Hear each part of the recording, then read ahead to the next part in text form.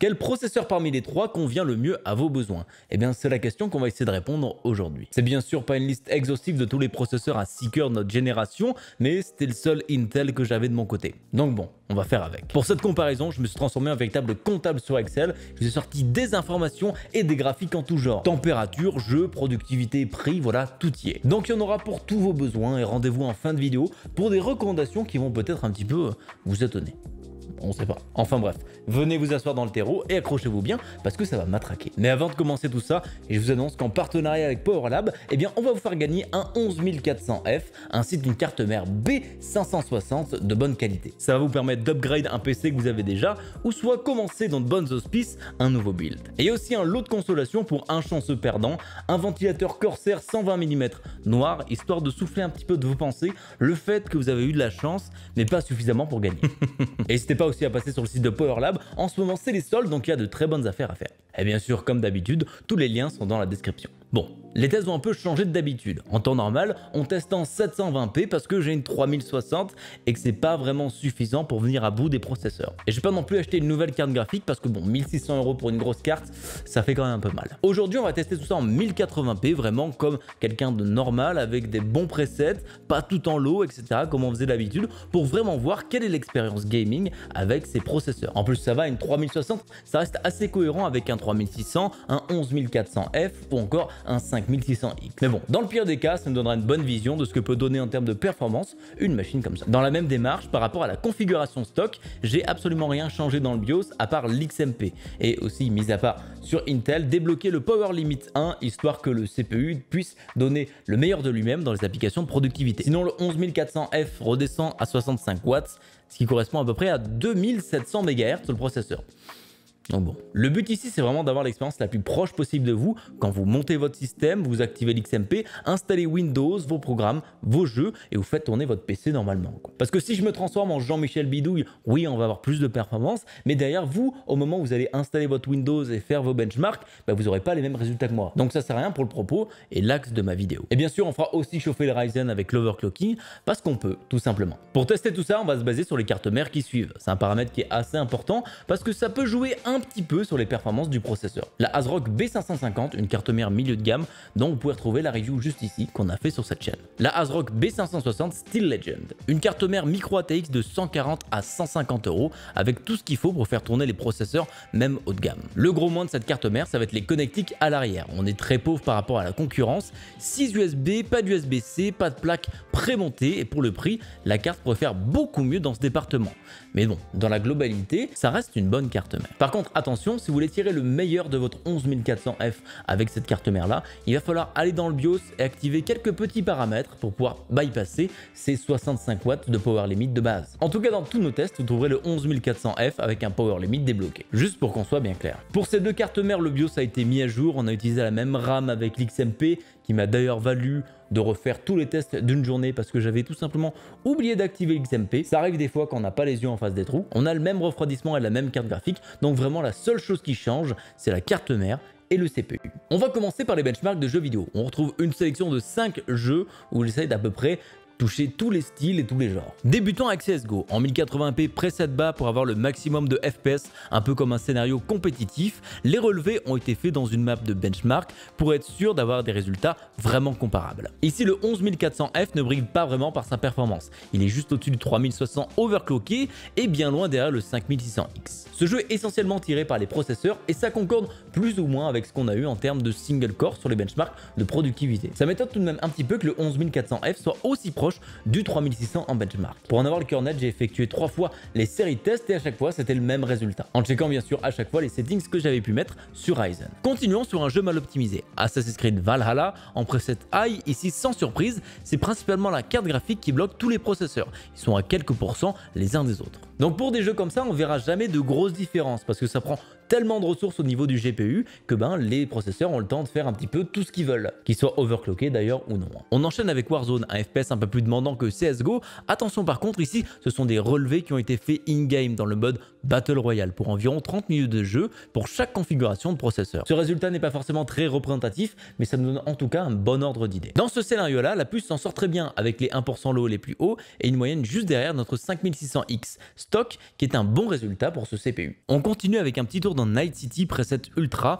pour tester les performances de ce processeur sans ray tracing ni DLSS. On est véritablement dans un mouchoir de poche avec très peu de différence entre chaque processeur. Et comme on le disait juste avant, en même temps à 60 fps, c'est dur d'avoir de réelles différences. On finit avec Shadow of the Tomb Raider Preset Haut, là où le 11400F vient accrocher le 5600X et donne de bien meilleurs résultats que le 3060, surtout dans les 5% low. Au final, pour tout ce qui est gaming, on voit que ce processeur 11400F arrive à se battre correctement contre le 3600, mais par contre tombe un petit peu à plat quand on le met face au 5600X. Par contre, attention ici, parce que c'est à nuancer, car plus vous allez jouer à des jeux qui ont de hauts FPS, plus que le 5600X va prendre une place importante dans les benchmarks. Il va permettre essentiellement de maintenir un meilleur framerate, tout simplement parce qu'il a un meilleur single core. Et si jamais vous visez des GPU qui sont plus haut de gamme, comme des 3080 ou des 3090, et bien le 5600X sera tout à fait capable de les gérer. Un 11400F ce sera moins intéressant et encore pire sur un 3600. Par contre attention, ici on parle en 1080 avec de très hauts FPS et plus vous allez augmenter la résolution, moins le CPU va avoir d'importance dans le rendu de celle-ci. Donc ces CPU avec d'aussi grosses cartes, c'est principalement réservé pour des joueurs compétitifs professionnels. Par contre si vous jouez essentiellement à des jeux d'aventure contemplatifs, ici la différence est vraiment minime entre ces trois processeurs, d'ailleurs qu'ils soient overclockés ou non. Et au final on peut le voir, l'overclocking de CPU pour les jeux vidéo a un intérêt quand même qui est très limité. Mais par contre en termes de productivité, là ça va être beaucoup plus intéressant. Et pour tester tout ça, on a des benchmarks de compression, de rendu, de conversion, etc. etc. Pour Blender Open Data, avec le rendu Classroom, on s'aperçoit que le 5600X est dans une toute autre ligue que ses homologues, mais coûte aussi pratiquement un tiers de plus. Donc heureusement qu'il est dans une autre ligue, j'ai envie de dire. Overclocker le 3600 nous donne aussi de bons résultats. Mais attention ici, j'ai réussi à avoir un bon 3600 qui arrive à ces fréquences sans broncher. Ce ne sera peut-être pas votre cas, donc attention, gardez-le bien en tête. Et à contrario, mon 5600X est une véritable patate. Si je mets plus de 100 MHz sur le cœur, et ben ça déconne. C'est malheureusement la loterie, on peut pas être gagnant toutes les fois. Pour les tests de compression décompression de fichiers, le 11400F a du mal à tenir la cadence même avec le 3600. Et c'est pas vraiment d'une petite marge comme on peut le voir sur ce graphique. Donc si vous compressez des fichiers à longueur de journée, c'est pas vraiment pour vous. Mais bon, il y a relativement peu de chances que vous ayez ce besoin là. Pour l'encodage conversion vidéo, le 11400F est encore une fois un peu à la ramasse ici. Il dépasse la version stock du 3600 mais est éclipsé par un overclock du 3600 et loin devant se trouve le 5600X. Pas vraiment de surprise. Ici ça correspond plutôt bien à ce qu'on a vu dans les benchmarks précédents. Cinebench R20 est lui aussi pas une surprise, le 11400F bat le 3600 dans sa version stock mais se fait rattraper par un overclock. Quant au 5600X, il est encore une fois bien devant avec près de 700 points d'avance une fois overclocké. Les scores de single core quant à eux sont plutôt cohérents et collent par rapport à ce qu'on a pu voir dans les benchmarks de CSGO. En termes de productivité, le 11400F n'est pas vraiment brillant ici. Il égale à peu près un 3600 mais se fait facilement rattraper par un overclock. Et on parlera pas du 5600X qui est en moyenne plus de 20% plus rapide dans ce scénario-là. Faut pas oublier aussi un autre avantage des Ryzen dans ce domaine-là, c'est le PBO, qui en un clic nous permet d'avoir un petit overclocking de la puce. En tout cas, si notre refroidissement nous le permet. Quand on le met en place dans le Ryzen Master ou dans le BIOS, ça nous permet d'avoir un petit peu plus de points.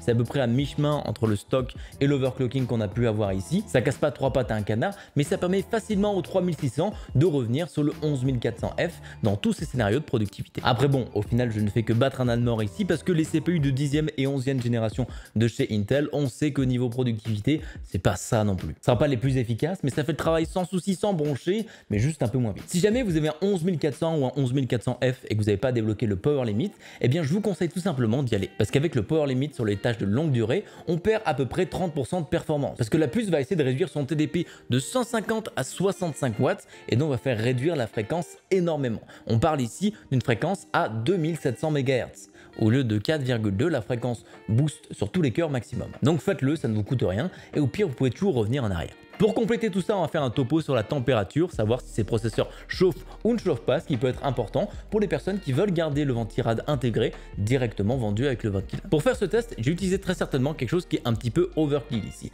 Le refroidissement All-in-One Water Cooling Aorus Waterforce X240 avec son petit écran intégré sympa. J'ai pas encore testé vraiment ce refroidissement donc je pourrais pas vous dire s'il est bon ou pas, mais en tout cas il a un sacré style avec son écran personnalisable qu'on peut tourner un petit peu dans tous les sens pour aller dans le sens du boîtier. J'ai aussi fait une courbe de ventilation histoire que ce soit partout pareil et qu'on ait exactement la même puissance de refroidissement. D'ailleurs, si ça vous intéresse, on va bientôt faire une vidéo sur quel refroidissement il faut lorsqu'on enlève le power limit de ce 11400F. Parce qu'avec ce power limit débloqué, il donnait pour 150 watts. Donc le petit ventilateur qui est à l'intérieur ne va pas marcher. Enfin, dans la théorie. Bon. Les benchmarks. Avec un stress test de 30 minutes du processeur sur AIDA 64, on voit que malgré les 120 watts que le processeur tire, il reste confortablement à 63 degrés. Le 5600X est lui un petit peu plus chaud avec ses 67 watts de moyenne et le 3600 chauffe beaucoup plus avec lui aussi 67 watts. Et forcément quand on va overclocker un CPU, ça se met à tout de suite beaucoup plus chauffer. Donc bon, on s'y attendait, pas vraiment de soucis pour ce all-in-one en 240 avec ce processeur non overclockable de chez Intel. En scénario de jeu sur Warzone, j'en ai profité pour faire des relevés de température et cette fois-ci le 11400F est bien devant avec seulement 50 degrés, ce qui au final très peu et conviendra certainement aux refroidissements les plus modestes. Après, pour être tout à fait honnête, le jeu c'est pas ce qui sollicite le plus le processeur. Là le 11400F était chargé au maximum à 60 watts, donc ce qui reste très bien dans son TDP. Donc power limit ou pas power limit, ça changera rien à vos performances en jeu vidéo. Pour résumer, le 11400F est un bon candidat si vous avez besoin d'un seeker qui se refroidit facilement. En plus, comme c'est une puce Intel, la chaleur est vraiment centrée, ce qui lui permet de mieux se refroidir par rapport à une puce Ryzen où la chaleur est un petit peu excentrée. Bon, maintenant qu'on a vu les choses par secteur, voyons les choses dans leur globalité. Si on fait une moyenne des 3 tests en prenant en compte le prix, eh bien le 11400F est un peu plus intéressant qu'un 3600 et pas très loin d'un 5600X. Après ça tient compte des résultats de refroidissement, qui peut être inintéressant pour certaines personnes, mais pour moi ça reste plutôt important, dans la mesure où moins vous allez chauffer, plus vous allez avoir de silence avec votre refroidissement actuel, ou plus vous allez pouvoir garder votre refroidissement qui vient dans la boîte. Donc des économies ou du silence, ça me paraît quand même être un facteur qui est important. Mais si on compare les résultats seulement de jeux vidéo et de productivité, et ben là, le résultat est tout autre. Ces performances en productivité la mettent bien mal et c'est dommage qu'il n'y ait pas eu un petit up à ce niveau-là parce que pour 200 €, ça aurait fait une très bonne puce. Mais bon, là, si vous avez un usage assez mixte entre travailler sur votre PC et aussi jouer, elle est aussi intéressante qu'une 3060. Ça dépend vraiment de la part dans laquelle vous jouez et dans laquelle vous travaillez. Plus la part de jeux vidéo va être importante, plus le 11400F va être intéressant. Tout simplement parce qu'il est plus véloce et à stock, ça vous permettra d'avoir plus de FPS qu'avec le 3600. Mais bon, arrêtez la comparaison là, ce serait dommage. Parce qu'il y a un facteur qui va être très important et certainement déterminant dans l'achat de votre CPU, le prix. Parce que généralement, un des grands arguments de ces puces 400F de chez Intel, c'est d'être vraiment pas cher. Mais aujourd'hui, on la retrouve aux alentours de 215 €.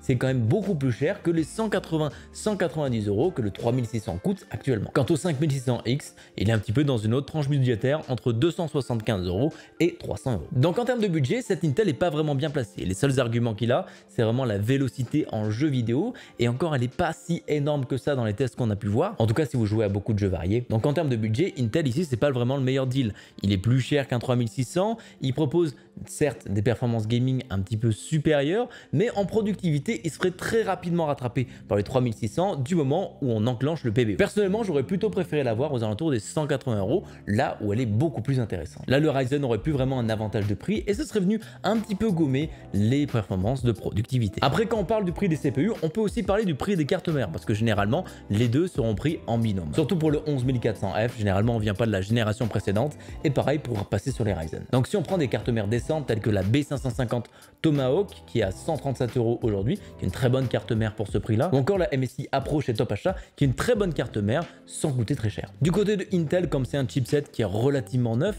il va falloir dépenser un petit peu plus. On est ici aux alentours des 144 € pour une Aorus Elite. C'est la première carte mère décente qu'on trouve en B560. Elle a des VRM qui vont permettre de tourner n'importe quel processeur et elle a aussi des connectiques vous permettant de faire tout et n'importe quoi. Donc en comptant tout ça dedans, on se retrouve avec un budget pour le 3600 qui est beaucoup plus intéressant et qui est pas si loin pour un 5600X, à peu près 15% du prix au total. Et avec ces quelques dizaines d'euros supplémentaires, on a des avantages qui sont plutôt indéniables. De meilleures performances partout, une carte mère qui peut overclocker et très certainement un upgrade sur les Ryzen 6000 sans changer de carte mère. Mais bon, ça reste plutôt hypothétique. Donc c'est assez difficile de conseiller ce CPU 11400F à 215 €. À 180 €, ce serait un bien meilleur deal que ce que c'est actuellement. Surtout quand on commence à compter un petit peu la carte mère à l'intérieur et tout ça. Et aussi le fait qu'à 215 €, il n'y a pas si longtemps, il y avait un processeur qui était très intéressant pour ce prix-là. C'est le Ryzen 7 3700X qui pour le même prix a 2 cœurs supplémentaires, donc beaucoup plus de performance dans les logiciels de productivité. Bon, par contre, À la même manière que le 3600, il est un peu moins véloce dans les jeux vidéo. Mais bon, c'est pas non plus désastreux, on n'est pas sur les Ryzen première génération. Et puis même dans sa génération ou son propre clan,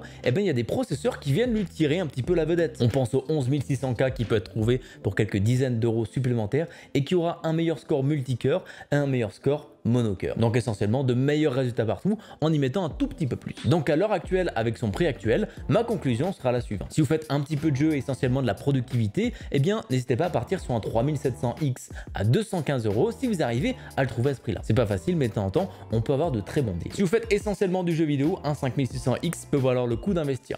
Pourquoi? Parce que quand on rajoute le prix d'une carte mère décente, si on prend le 5600X avec une MSI A Pro, eh bien ça nous fait rajouter seulement 34 euros pour avoir un bundle qui est beaucoup plus complet, beaucoup plus performant. À condition bien sûr de pouvoir trouver le processeur aux alentours des 280 €. Et si vous voulez rester chez Intel, il y a le i5 11600K qui pareil pour une trentaine d'euros supplémentaires peut permettre d'avoir des résultats qui sont bien meilleurs. Si vous voulez avoir le meilleur rapport performance-prix, eh bien le 3600 va être votre ami ici. En plus on peut économiser encore plus en passant sur des B450 de bonne facture comme la Tomahawk Max ou encore la Mortar Max. On les trouve sur la barre des 100 €, ce qui serait une très bonne alternative même si on perd certaines choses par rapport au B550. Ça reste quand même assez fou qu'un 3600, même après 2 ans, reste dans les recommandations et ne puisse pas être détrôné au niveau du meilleur rapport qualité-prix. Si vous l'êtes chez Intel, vous avez aussi le 10400F qu'on peut trouver à moins de 150 € qui reste un très bon processeur pour ce prix-là. Donc pour l'instant, ce 11400F est très fort. Je l'aime beaucoup personnellement ce processeur, mais malheureusement, j'aime beaucoup moins son prix. Surtout que le temps qu'il arrive aux alentours des 180 €, eh ben Alder Lake aura popé avec très certainement une solution dans ce prix-là qui sera bien meilleure et bien plus performante. Dans ce contexte-là, il est donc difficile de recommander ce processeur, même si moi personnellement je l'adore et que ça reste un bon processeur. Et bien à 215 €, il y a quand même de meilleures alternatives. Et voilà, ce sera tout pour moi et mon avis sur ce 11400F par rapport au processeur avec 6 cœurs que je possède déjà de la gamme de Ryzen. Un grand merci à vous d'avoir suivi jusqu'ici parce que c'est une des premières fois où je fais une analyse aussi poussée d'un processeur et j'espère que ça aura pu vous aider. Si vous manque quoi que ce soit, vous aurez la description où il y a toutes les informations et si jamais, n'hésitez pas à poser une question en commentaire. Sur ce, on se retrouve très bientôt pour une nouvelle vidéo. Ciao!